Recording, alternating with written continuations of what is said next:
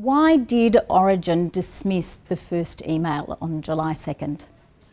To be clear, the first evidence we got of any customer information being accessed was on the 22nd of July. But let me talk about what we did since then, because If we could go back to July 2nd, you did receive an email. Why was it dismissed? No, nothing was dismissed. Nothing was dismissed.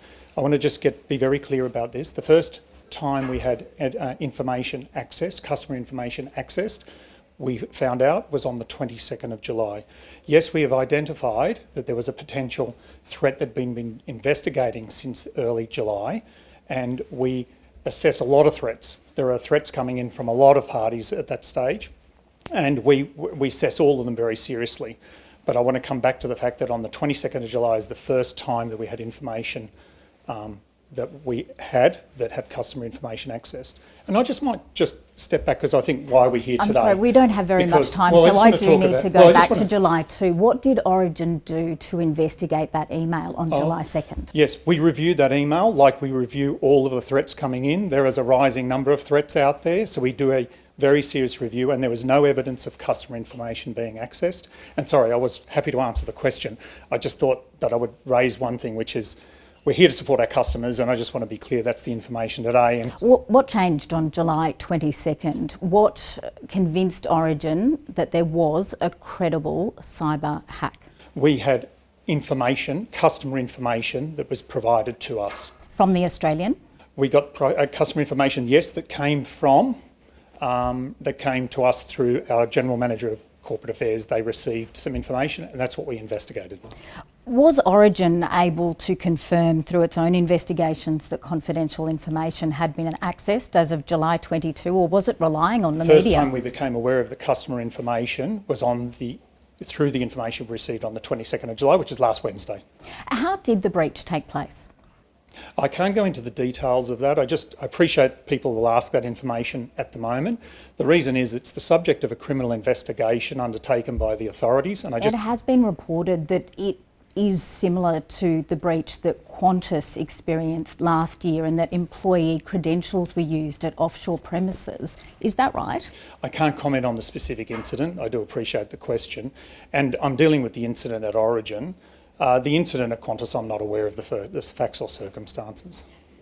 It was a very large incident that took place and must have been noticed by the CEOs of all ASX 200 companies last year. Did Origin look at its own offshore premises security in the wake of what happened to Qantas? Qantas has its own incident, and I'm not commenting on what's happened on our incident just yet on the specifics. But we're really dealing with the incident in front of us, which is Origin's one. Qantas will have had their own incident to deal with. Is the data of current and former customers on the dark web? It's not on the dark web, and we are monitoring that 24/7, so we're continuing to monitor that. Are you confident it won't be shared on the dark web? I can't comment on that. That data is not held by us. Has Origin paid a ransom? I can't comment on the incident specifically, and I do, once again, for the same reasons I outlined earlier. Will shareholders ever learn the answer to that question? Are they entitled to know whether the company they own negotiates with criminals? We'll complete the investigation, and we'll make sure all of our obligations to communicate to the relevant, based on our obligations. So we're certainly not shying away from that. Can you take us through how Origin has moved to reinforce its security in the wake of this incident? Yeah, sure. So clearly there are three things we've done. We're focused very much on supporting customers, and I'll come back and talk about that. There's the security that we've had to secure our systems, and thirdly, the investigation. On the security of our systems, we've taken a number of steps.